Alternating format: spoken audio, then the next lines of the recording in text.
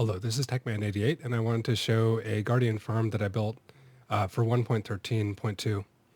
And as you can see, it's not very big. It doesn't have a whole lot of spawning spaces, but actually it does have a ton of spawning spaces. It has like 1,500, just because there are so many in this block of water here. And I've got carpet running right now, and I've got a player up in the sky. You can see I'm in creative mode. The player is up there. But yeah, you can see the Guardians are basically all of the spawns, so like 1,800 Guardians, then almost nothing else. So that guy is just about as high as I can make him without the Guardians down here despawning when they hit this thing. So yeah, they just drop down, and then this trapdoor shifts back and forth occasionally, and the items just drop into a water stream, which I haven't set up on this, just a creative world, obviously. So I saw some farms where like they would cover the entire bottom with soul sand, and then have like a big water stream up here with like tons and tons of fence gates to get those correct. But I think that's actually quite a bit harder than actually just draining the monument and building a small farm right in the middle. And I think it looks a whole lot better to have it like this.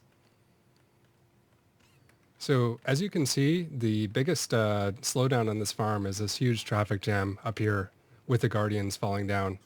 So this is only an 8 long water stream, just because that's the number of blocks of flowing water you can have. And yeah, you can see they really bunch up here, but I don't think that's really a big deal. But yeah, in 1.13, you can pretty much design these however you want. And if you really wanted something a little more efficient, you could make 2 sections that are 3 wide or something like that, and then just use banners or signs or whatever to stop the water. So I tested a couple designs on this, and I found that this one worked the best, is to have the flowing water come all the way out to here. Then this is falling water all in here. So they're not source blocks. And then they just kind of come off here, and then they fall down. So I've taken out all of the water so I can show how you set up the water stream stuff. And yeah, what you do is you just fill in this layer with dirt. That is Y61. I think that's about right. I think that allows all of the spawns to happen. So yeah, this is an 8x8 area, and then just fill it up on one side with water. It doesn't really matter how you do this part. You're going to be removing the dirt anyway. So yeah, then you just take out this dirt right here. Actually, I'll use a fill command. So that'll allow the water to flow down. And yeah, for doing this part, you can't place the kelp on here, so, or any other solid block. Then you just place down kelp. And you just place this all the way to the top. It doesn't matter if you go a little bit too far. You'll fix that problem later. So now with all the kelp placed down, that turns them into source blocks. So then you would just come along and remove all the kelp. Make sure you get every last little bit one of them. So at this point, you're going to want to fill the bottom up with soul sand. Then what you do is come back up here and just fill this in with dirt again. And this is not too hard to do, even if you've got the soul sand going from the bottom.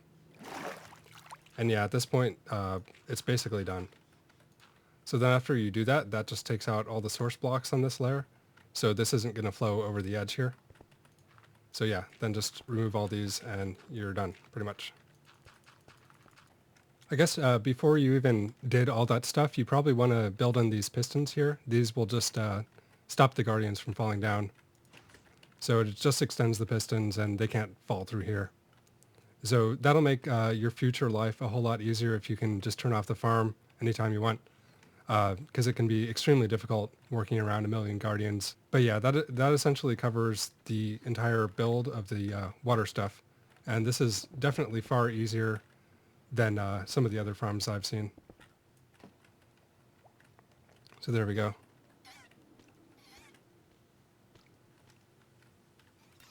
So now with it all built, you can just open that up and let them all drop down. Just like that. Now this part down here is the, yeah, I explained what this does earlier, but it's basically just pistons pushing these trapdoors back and forth. And it tries to do it whenever there's like guardians in here. And I think yeah, let some water fall down here so it broke that. I'll fix that real quick. So I fixed it, and the point of this, as I think I said, is it's going to turn on this clock, and that's just going to push the trapdoors back and forth. So this is just like most clocks, or a lot of clocks, and it just has observers on the end which read off the clock so that it alternates between them. And it's not perfect, but it works pretty well.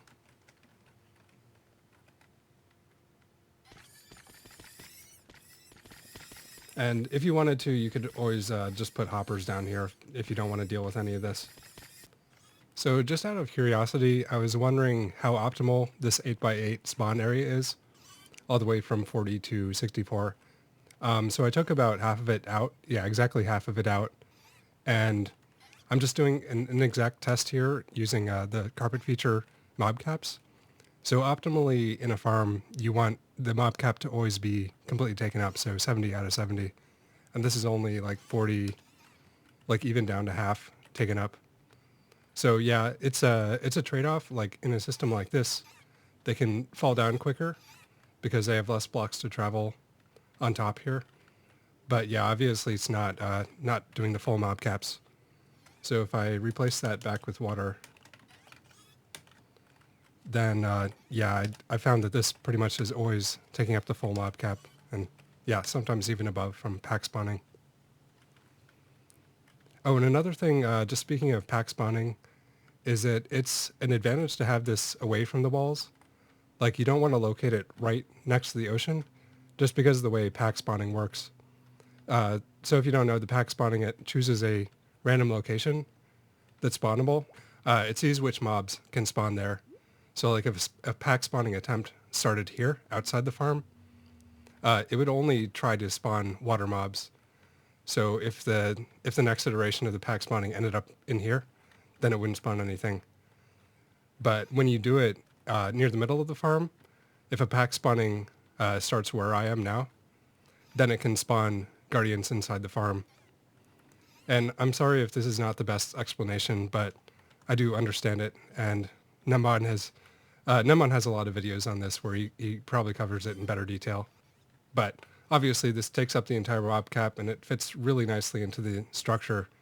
And it's not so big that all these bubble columns create a ton of lag on your system, the client lag.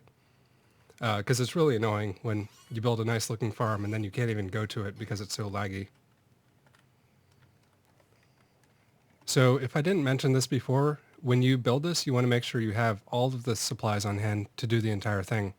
The nice thing about this is when you're anywhere inside here, basically the guardians won't be able to spawn because everything is within the 24 block radius. So I'll just confirm I'm in normal mode. Yeah. So not spawning here. And if I go into spectator mode, they start spawning again. So yeah, these are the supplies you need. It's a whole lot of stacks of kelp, 64 soul sand, a bunch of dirt just for the top, and then whatever you want to use to make water. I was just curious on one more thing, which is what if I did a nether portal to try and lower the spawn, the number of entities in the overworld. So I guess if you want to do a farm like this, you're not going to get quite the optimal rates if you just have the 8x8. Because they spend so much less time falling down and doing their death animation down at the bottom. And if I go to the nether, I did not set this up at all. They just pretty much drop into lava. And yeah, oh, let me fix that. So I didn't really figure out why the guardians ended up like that, but I fixed the problem. And yeah, as you can see, the rates are pretty good coming into the nether. It might be a little harder to deal with the items because you don't have the water streams, obviously, but maybe you could have them die down here, then like send the items into a portal back to the overworld to deal with, or just build a storage in the nether. So on the rates of this farm, carpet mod in this version for 1.13.2 that I'm using, it doesn't have the counters that people usually use. So I'm just using the poor man's way of determining the rates is just have hoppers, and each of these can handle 9,000 items per hour.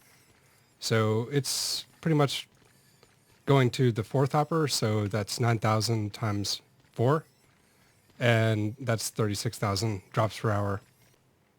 So this build doesn't really take that much time to do, but I just wanted to show this farm and do a little bit of math on how it works and confirm that it is reasonably fast. So the main work that you're going to be doing is just clearing the monument. And I think I'm going to include some clips from while I was doing that. It may or may not have any voice. But before you even start doing that, I would do some prep work. First is I would have a trident. The trident is really, really good for killing the guardians. Like a bow, you can't really kill them at range if they're in water just because the arrow slows down. So then I would have a 4 strength beacon, just for the max regen, resistance, all that sort of stuff. Obviously good armor and all that, then a conduit. The conduit just helps when you're underwater. You can do water breathing. So in survival, one of the first things I did is build a quad strength beacon, just all sorts of enchantments. Then down in here, I think in this room I have a conduit set up, and it's closed off, but yeah, you can see the conduit in there. And then trident, yeah, right there. Got a pretty good trident. And yeah, it takes a lot of work to get a trident, but I would definitely do that before you build. So yeah, that will be the end of the part that I record for this video, but just in case, I might include a whole bunch of clips from when I actually drained the monument and maybe when I built it as well, but who knows. So anyway, it's not going to end here, but thank you for watching and goodbye.